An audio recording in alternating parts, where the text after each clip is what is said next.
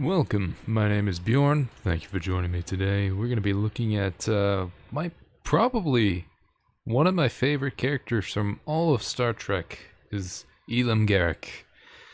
Deep Space Nine took me a while to come around to fully admitting and accepting that that's my favorite Star Trek, but I'm not going to get into a Star Trek rant here. Promised myself I wouldn't do that. But yeah, we're going to go ahead and look at what I felt would best suit something akin to Garak for a playstyle. So to start off, this character does require a little bit of multi-classing with how I built it. There's other ways to go about it, of course, but yeah, let's go ahead and look at our race here to start. So for the race, I decided to go with a variant Tiefling. This is Desparter Tiefling. This right here is pretty much the best description for it. A great city of Dis occupies most of Hell's second layer. It is a place where secrets are uncovered and shared with the highest bidder, making tieflings tied to Desparter excellent spies and infiltrators. It's a perfect fit for this character. So with that, we gain a +2 to our charisma and a +1 to our dex, perfect for a roguish archetype who relies more so on deceit and getting around things, possibly not directly through combat. But so with the Legacy of Dis, this is the main thing that I really liked with it. So we know Thaumaturgy Cantrip, which is pretty nice. You can use that for a whole bunch of shit. But at 3rd level, we gain a Disguise Self spell that we can use once a day. Pretty useful. Pretty fucking useful. And, of course, at 5th level, this is the one that really tipped me over to go with a Disparter Tiefling. I'm still trying to get used to saying that. We can use the Detect Thought spell once with this trait. You can do that once a day as well. And Charisma is our spellcasting for this. So yeah, Detect Thoughts, that's something I felt like if Garak was in this universe, or, myself personally, for this character, I wanted to be able to read people's thoughts, but I didn't have any spellcasting ability, so, this really helps out with thematically fitting into that role of a spy. Alright, and we'll go ahead and jump into class real quick here. So as we can see here, this is what we're going to end off with. We're going to end off with a Mastermind Rogue, level 12, and a Battle Master Fighter of level 8. We'll just get into Rogue level first before anything else. So at 1st level, we gain a whole bunch of proficiencies. I decided to go with Insight, Intimidation, Stealth, and Deception. I'm leaning more towards getting around combat in other ways, or possibly completely avoiding it. I am not looking to just solve all my problems by murdering people. I'm looking to manipulate people and to get them to do what I want them to do. Of course, I'm writing up my own backstory for this. I'm not playing Garak, and nor should you, I believe, unless you're playing a distinctly Deep Space Nine campaign. Make your own character, develop it out. It feels a lot better. It's so much nicer. You have more attachment to it. And as for the expertise, it's kind of going alongside with that, deception. I'm trying to get my deception. I'm trying to read people. I didn't even take stealth right away. I felt like I really wanted to be able to deceive the shit out of everyone and to read into what people are thinking, because that's how I survived in the city of Dis. Now again, for our abilities, we are going to require a dexterity of 13 and that's it. Yeah, no, that's it. That's it for multi-classing, because Fighter only requires a dexterity of 13 or a strength of 13, and Rogue only requires... Yeah, so you're good. So obviously, it really depends on you. Personally, I want to get my charisma as high as I can, because I want to have... If I can get an 18, it'll be a natural 20, so I'll be even better with those deception checks and persuasion, etc. I'm going to play this character up so that he lies about literally everything. And like I was saying, you want your dexterity to be your next highest. Possibly wisdom being up there, and intelligence. Those are very useful for... this type of playstyle, and of course your con and strength are gonna probably be your dump stats. And of course for our background, pretty fucking simple. I went with the spy background. For the skills, persuasion and perception, even though I don't plan on lying, telling the truth. I'm fucking getting mixed up in my head now. Even though I don't plan on telling the truth, at least all too often, like 95% of the time I'm probably gonna lie. But those times that I will be telling the truth, I want people to be questioning if I'm telling them the truth, so I want to be able to be persuasive enough to get by and be like, yeah, no, I'm fucking, like, I'm telling you the truth kind of thing, and then, like, just fuck with people's heads a lot. And not necessarily the PC's heads, but more so the NPCs. I don't want to cause too much tension with the group, if that's a thing, but I think they'll fucking love it, because they're all huge Trekkies, too. And, of course, with the Garak, go with the Weaver's tools. It just thematically fits. Perfect. Alright, back over here at class. Now, for leveling up, this really depends on you. Personally, I just wanted to get my rogue out of the way and get up to, what's that called? I wanted to get to Reliable Talent, ASAP. I think I've said it so many times, Reliable Talent is my most favorite ability in this game, and I hate that it is, because I really don't play that many rogues. Like, I make so many builds around rogues because of all these, like, characters that, like, I have an interest in. And then I'm like, oh, I don't want to play a rogue right now. I'll go play a fucking barbarian and just smash people with my fucking axe or whatever, but whatever, that's besides the point. So second level, cunning action. Third level, this is where we get to finally delve into our roguish archetype, mastermind. I really like this. I was trying to think of like what Garrick would be, and I really like. I was thinking about assassin, but I wanted him to be more than just an assassin. Because he was growing up with his father being the head of the Obsidian Order, and so that's the other thing I wanted to take away. I didn't want to just be really good at killing people. I wanted to be like, I was being brought up to take part, to take control of the family business or the organization that I was either sold into or I was born into or whatever my backstory is going to be. And so I felt like Mastermind was a good way to go with it. Or maybe I was part of an organization in which, you know, I didn't want to just be that assassination. I didn't just want to be the simple spy. Like, I'm now setting out on my own. I've left the city of Dis to take the world for myself and to stop working for this piece of shit or something like that. I haven't fully flushed it out yet, but I'm still really looking forward to it. So, of course, with our Master of Tactics, this is pretty fucking useful, being able to bonus action help people, so we can give people advantage. I believe that's how that works. And yeah, it's pretty fucking dope. I really like this. And of course, with the Master of Intrigue, I just picked another gaming set, and I decided to go with Undercommon and Elvish. I felt like these two would be befitting. Maybe it depends really on, you know, backstory, but I felt like Undercommon was really fitting because if I'm leaving the city of Dis, so like I already know Infernal and Common, but you know, who's some shady people in the Prime Material realm? Fucking Drow. And, you know, the Duergar. So it makes sense that I'd want to know Undercommon. That's my personal choice. This is up to you. Alright, for the ASIs, there's going to be some interchange here where you can pick out whatever you really want, what you want first. There's, like, I didn't really feel like necessarily tied to something. It really depends on the campaign setting, what's going to be needed for me at that moment. Personally, I really like Observant because this will, you know, I can read people's lips. It makes sense to me. Like, if I'm a master tactician and all that shit, I want to be able to know what people are saying without them knowing I know what they're saying, kind of thing. I decided to go with a wisdom bump here because I think I showed it off in the abilities. I just put everything to like a 13, just average. I normally do that whenever I'm dissecting a character or whatever, or making one. But this will make it so that, you know, that 13 will be a 14, and now I have a better insight, which is pretty nice. So, if, you know, you can dump that into either wisdom or intelligence. It depends on what you want. Now, for the 6th level expertise, I finally decided to dip into stealth. I felt like this was very necessary because I do feel like I do want to still play out that rogue, and I do want to be hidden. I don't want to be, like, out in the fucking open. Like, I'm vulnerable, right? And I also decided to go with intimidation because, again, I'm trying to go for that. I'm intimidating people into doing shit for me. I'm intimidating people to not fight me. I'm manipulating people. I'm doing all that. This, again, is my own character. This isn't purely Garrick, but I could see him doing this shit, especially when the Obsidian Order was back around and Deep Space Nine was under the occupation. We get evasion at 7. This is fucking amazing. And then at 8th, we get our new feat. So I decided to go with Lucky for pretty obvious reasons. Lucky is an absolutely superb feat. You can use this in any character build anywhere, and yeah, I don't know, there's not much else to be said, like, Lucky's dope. Now, at level 9, we gain the Insightful Manipulator. It's pretty useful. It's a useful role-playing thing that we can do outside of combat, communicate with somebody, get to know their intelligence, wisdom, charisma score, at class level, etc.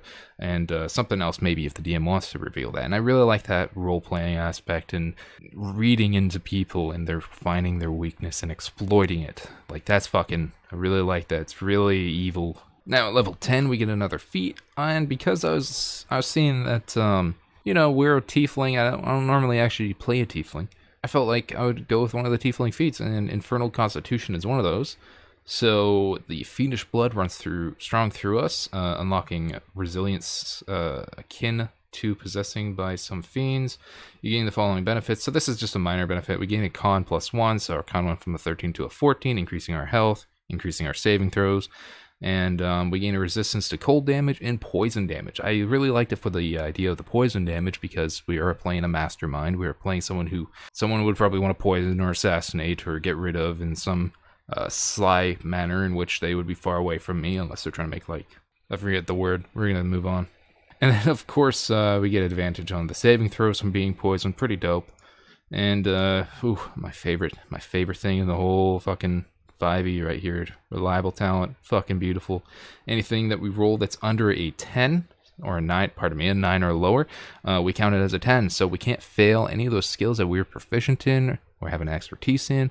All of a sudden we're going to be rolling like a 20 something for our insight or deception, or like a 25 at least for those. And I felt like this, I actually did want a weapon feat. I did want to prove myself martially with this character, even though Garrick in online, like there's also, you could go with the gunslinger, the firearm specialist here if you really wanted. That's if you have firearms in the game. That'd be really fucking cool if you did, because you go with this and start firing some shots off and shit like that. That'd be really neat. But I really wanted to go with a dual wielder in this case, just because I haven't played a dual wielder ever, I don't believe. So I decided to go with dual wielding for a weapon feat here. Now that finished off the rogue for me, and I decided to go into the battle master for fighter. There's going to be a bit of overlap, I think, here for some of the abilities, but I didn't really mind all too much because I felt like what I gained was better than what I could have gained from delving further into Mastermind. So of course at level 1 we actually do gain a few new proficiencies that you may find useful. You can use a shield now. You can use martial weapons. You can use medium armor, which is pretty nice. I'm probably still going to be using leather studded armor with light armor and whatnot, but whatever. This is a nice benefit if you ever run into it. And again, with that fighting style, I said I'm going to go with 2 weapons, so 2 weapon fighting fits for me. I'm going to be doing some more damage finally at level 13 right away. And then finally, at 3rd level, we come down and we pick out our archetype, and I decided to go with Battle Master. Mostly just for maneuvers, because they're pretty fucking nice. So, for the first few maneuvers that we get, I decided to go with Evasive Footwork for, self-preservation reasons. It makes sense. For Distracting Strike, we can give, you add your Superior Dice to the damage, and the next roll against the target of the attacker other than you has an advantage if it's made before the start of your next turn. So this benefits your group, and, again, with the help action, the bonus action, it's really useful. And of course, the 3rd and final one we get is Disarming Strike. I felt like this was very useful, especially at this level. We're already like level 15 by this point.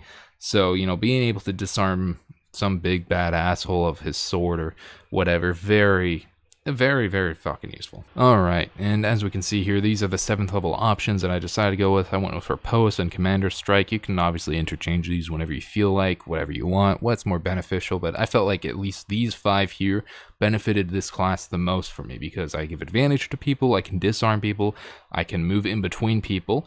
Also with this is if you take the Evasive Footwork, start moving, you take the Riposte, when someone probably misses you because your AC is so fucking high at that point. You can attack them as you're going. Commander Strike, give somebody else the ability, you forego one of your extra attacks that you'll have with a fighter. Have somebody else that would generally possibly do more damage than you. So in this case with a Commander Strike, so say your first attack you get, you're flanking somebody, so you have an advantage if you're using flanking rules. You get you get your sneak attack, that's great. And then all of a sudden for your extra attack, Commander Strike. So whoever was on the opposite side of you, say you're a barbarian or you're another fighter, they go ahead, use their reaction and attack. And they like, especially if it's like a barbarian raging or someone else, they're probably going to do more damage than you with just a straight attack, because most of what the rogue relies on is that sneak attack for that big fucking hit. And you can't sneak attack more than once per turn. Unless it's on a reaction, I think I heard at one point, but that's beyond the point. So we get a big old sneak attack in, we use a Commander Strike and get somebody else that can hit harder to use their reaction and hit right away. It's fucking really nice combination. And of course we also get the Student of War ability. I decided to go with the Alchemist. I want it to be a bit more useful in other ways. 4th level, we get another ASI. I decided to go with mobile because, you know, being able to hit shit and not provoke opportunity attacks, really useful. 10 extra feet of movement, very useful for us. At 5th level fighter, we also gain our first extra attack. This feature could be blah blah blah blah. No, this is the only extra attack that you have. So, you know, whatever. So you have an extra attack on top of whatever else you're doing. 6th level, I decided to go with another feat. I decided to go with skilled. I guess this is where I decided to get Poisoner's Kit. And I also decided to get history and investigation. I felt like it'd be befitting this character that they did a lot of research into how other people rule their downfall or whatever it could have been. At 7th level, we get our Know Our Enemy. This also overlaps here with our... Yeah, here we go. So it overlaps with our Insightful Manipulator. But it feels like it's a better one because now we can know like more scores in their armor class and their current hit points.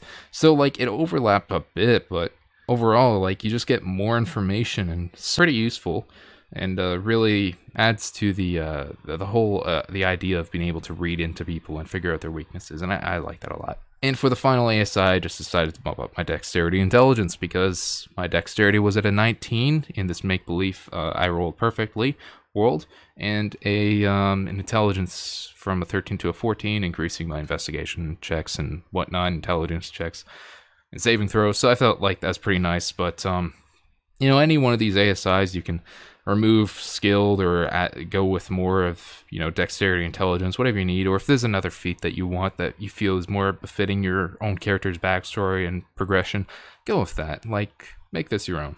Alright, so now that we're over here on the main screen, we can see that we have a pretty decent overall score, only a +1 to our strength. This may be a weakness of ours. I might bump that down to, like, willingly, like, even if I roll really good, I might put it to, like, an 8, right? Or something lower even.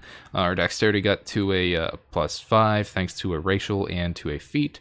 Con is +2, intelligence +2, wisdom +2, and charisma +5. So, pretty fancy fucking stats. We gain... 40 foot in movement, you know, not bad. All that shit, pretty decent. But this is where some of the nicer shit, this, you know, of course, you get the deception, you get the insight, you get the intimidation, and you can't roll under a 27 in this case, 18 for history, 24 for insight. You know, there's a lot of shit that you can do with this character for manipulating people and getting into their heads, finding their weaknesses, exploiting them, and taking control and making them do shit that they don't want to do and becoming that crime overlord or some shit like that. And, you know, there's a lot of shit that you can do with this character, or play up that, you could play up the exiled spy who's looking to get back to his people because he's been outcast because he did a horrible crime that could never be forgiven. Also, a shit ton of tools that we get here. As you can see, we have the alchemy supply, the disguise kit, that doesn't count. We got the forgery kit, pretty dope. I mean, poisoner's kit, thieves tools is amazing, and weaver's tools, which is the greatest one that we have there yet. So, a shit ton of tools that we can use that we're all proficient in. Quite a few languages that are quite common that I find normally throughout adventures, which I like a lot. And yeah, we can use every single weapon in the game, use most armors. Like, this character's pretty well rounded, and I'm really looking forward to playing this in the future and seeing where this can go. And I hope you enjoyed this. I hope there was some sort of inspiration taken away from this, especially with Garrick. But yeah, thank you for watching, and have a great time. Bye-bye.